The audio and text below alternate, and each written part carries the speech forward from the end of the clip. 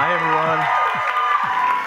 Thank you, guys. My makeup artistry typically is quite balanced. I'm always trying to seek in my approach to artistry balance, symmetry, and also just working with sort of natural tones. My end goal is always that the client looks like the best version of themselves. I'm seeking for the client to always look like they could be born with that makeup, despite how dramatic or glamorous it is. I always want it to still look like they could literally be born with that. And what that means is, like, even if it's a red lip or a bold lip, they can still look like they're born with it if it's the right red and if it's applied the right way. And so that's sort of what we're going to be doing throughout this look. So I always like to start with brows, because brows frame the face, and then I go into eyes right after. So I'm going to use the Master Blade brow pencil. This is in the shade Classic Brunette. Go quite natural with the brows, which I'll show you. I'm not going to spend too much time on them. I always keep this area here very, very natural because I want to see all the hairs, and even I want to see even a little skin through there. And I'm going to be focusing on from here on out because I want to lift and elongate the brows.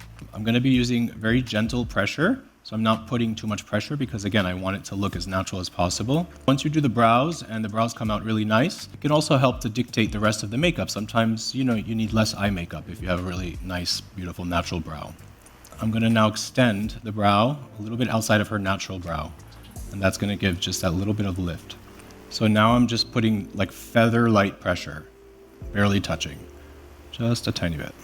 The darkest area is the one that you want to be the most lifted, so I'm going to put the most amount of product right here at the highest point and then at the tail, and that's going to sort of give that nice lift. The reason that I don't go too dark on the inner corners, because it can appear super harsh, and also sometimes it can bring the eyes closer together, and it kind of gives like an angry look sometimes if you go super sharp or rounded or square or dark.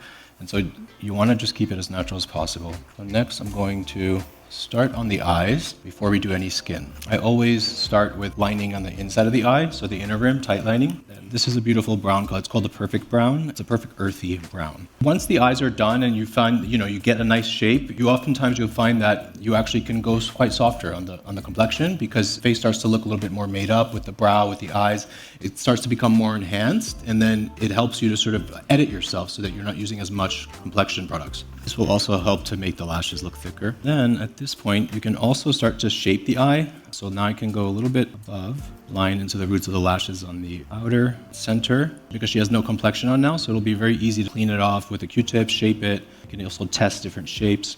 So I'm flipping the pencil over now, and I'm going to just use that brush just to blend in the outer corners. I'm just blending this into the lid. I'm going to go right into that corner there. I like to apply a little bit more into this corner because it really shapes the eye beautifully. And then the tear duct as well in here. So now that we've done this liner, this also helps you to sort of not use as much eyeshadows because you're getting the definition now step by step. And so you can go with a softer approach to eyeshadows as well. All right, so I'm going to move on now to eyeshadow. All right, so we have the Master Mattes Neutrals and Master Mattes Original. I usually go between the two, but I'm definitely going to start with this one, the original one. I'm going to take the E3, it's one of my favorites. I'm going to start out with a little bit of my powder, the number 1 Fair Pink. And I'm just going to sweep it onto the lid. And because now I've defined her eye with liner, she really doesn't need that much eyeshadow. I'm going to take shade 8, my favorite. Maybe I'll mix a little bit of 7, 4. So I'm going to go just with a softly sculpted lid, definitely focusing on pulling up and out. As I'm going out, I want to soften it, make sure it's not as dark towards the outers. I'm just going to go very lightly across the whole lid. My whole thing is I definitely like to work in light, thin layers for all of the face, including the eyes, because it's just much easier that way. You just take a step back, you do a little bit, take a step back, you gauge, if you need more. But definitely it's always easier to add than it is to remove. And you save on time that way, I think, as well.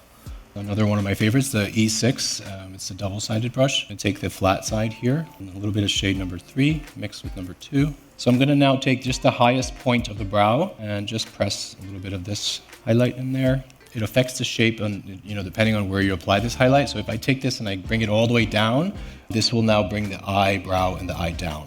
So that's why I'm keeping it only here, because I want to keep that brown over here.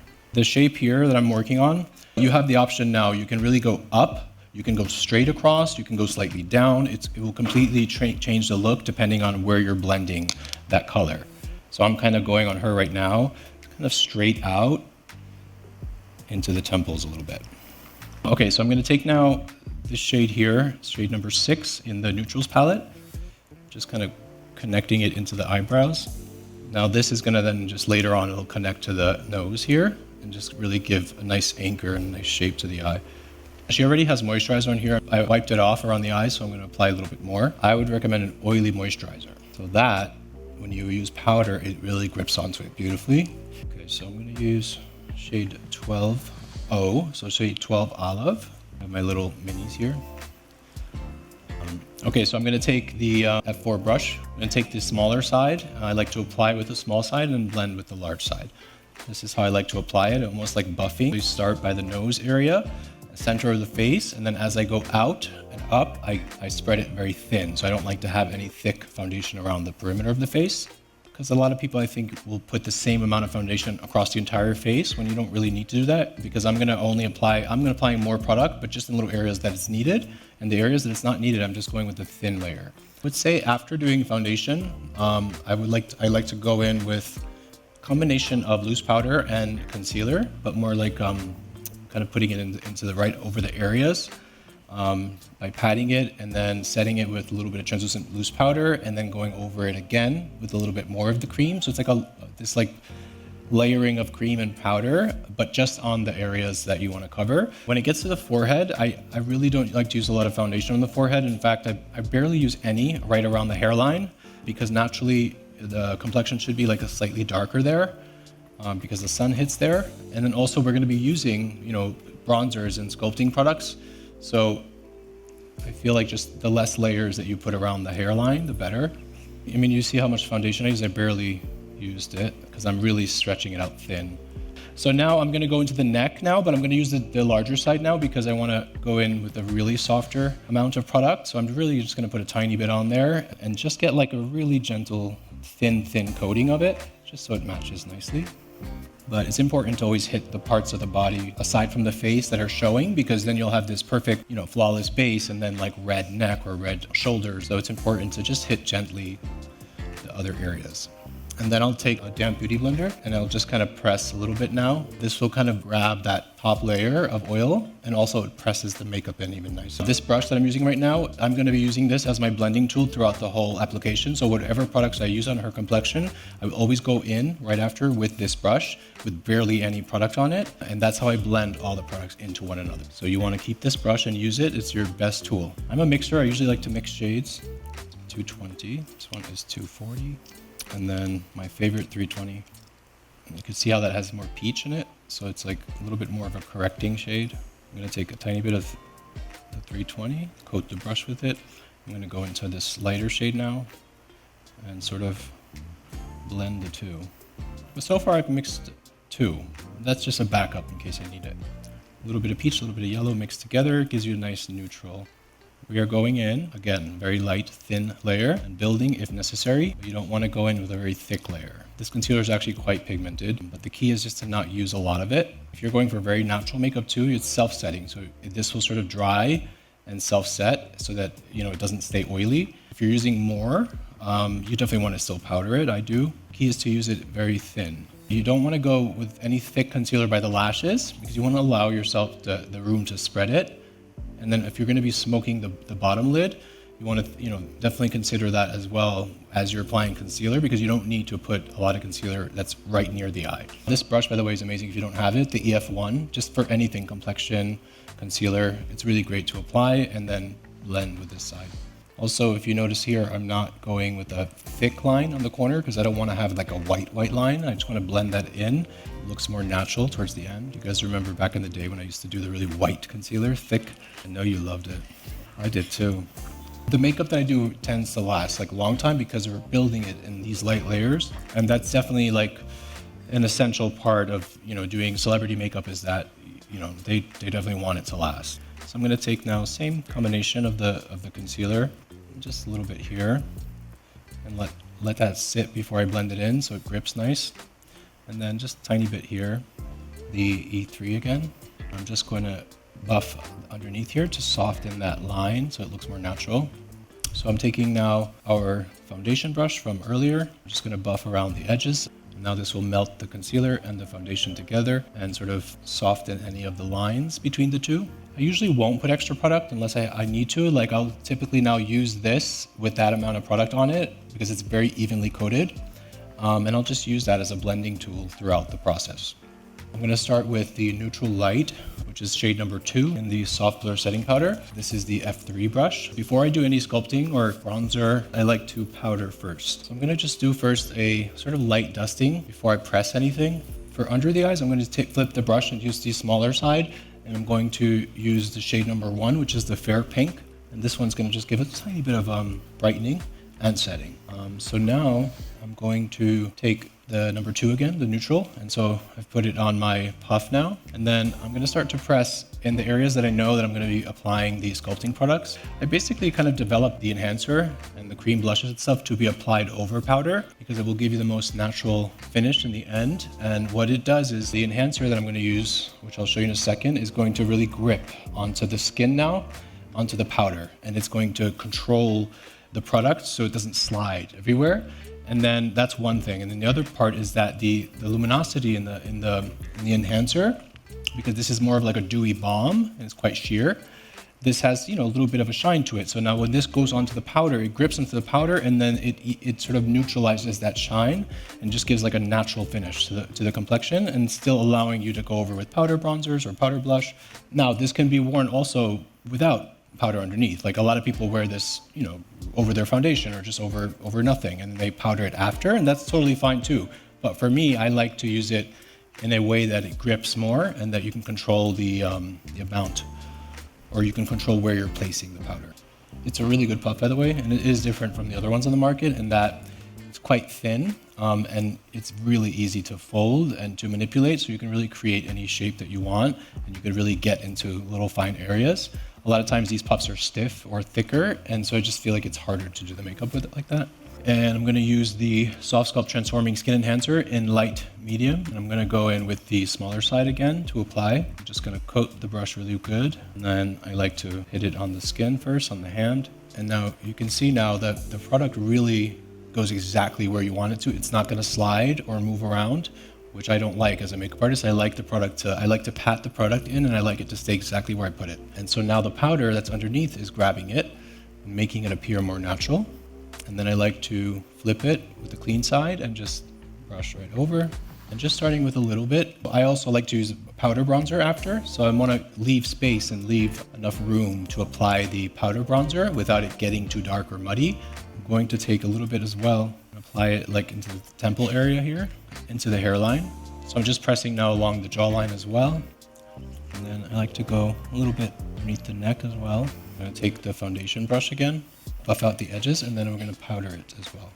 So I'm going to take a little bit of the number 2 powder now again and just buff out. I'm just taking now the same number 8 shade, and with this brush, the E6, and just going very gently across the lash line. Also what it does, because as we age, our face lengthens.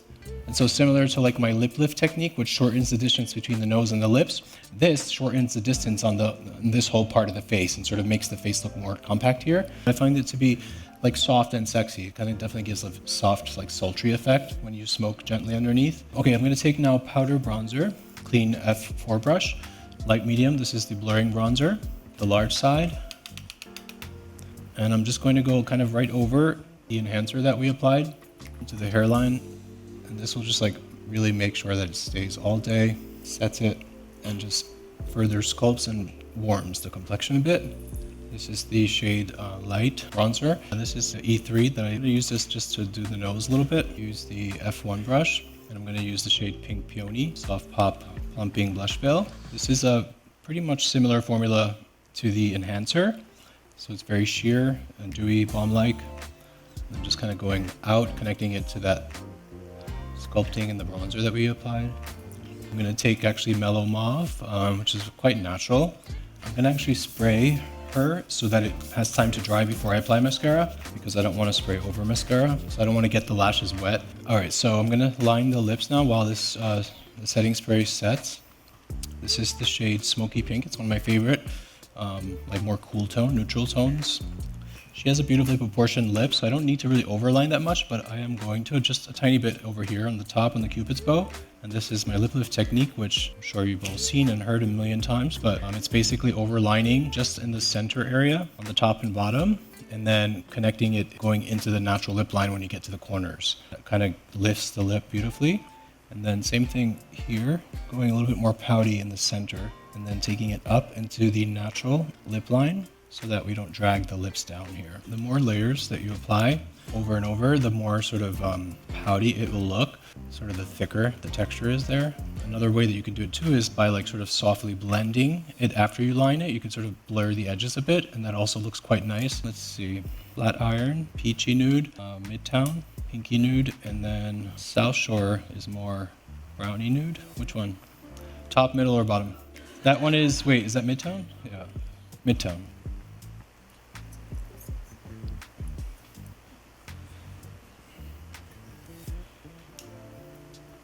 We'll do a vote. Raise your hands if you want gloss. Oh, okay, we gotta do gloss. This one, or this one. No. Between these two, because I don't want it to overpower, because it's gonna be wet and glossy. The soft pinky one or the soft nude one? This one is actually more sheer. So it's like quite clear. It just has a tiny bit of a rosy shade to it. Okay, how about we mix them so that we make everyone happy? See? They're nice. They're both very natural. So we'll do this one and a little bit of that one too.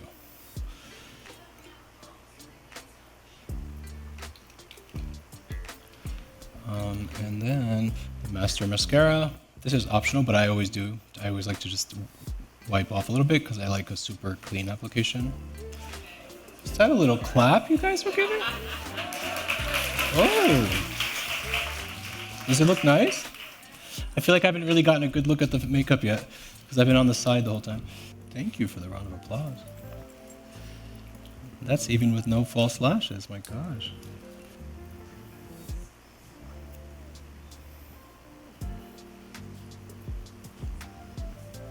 Yeah.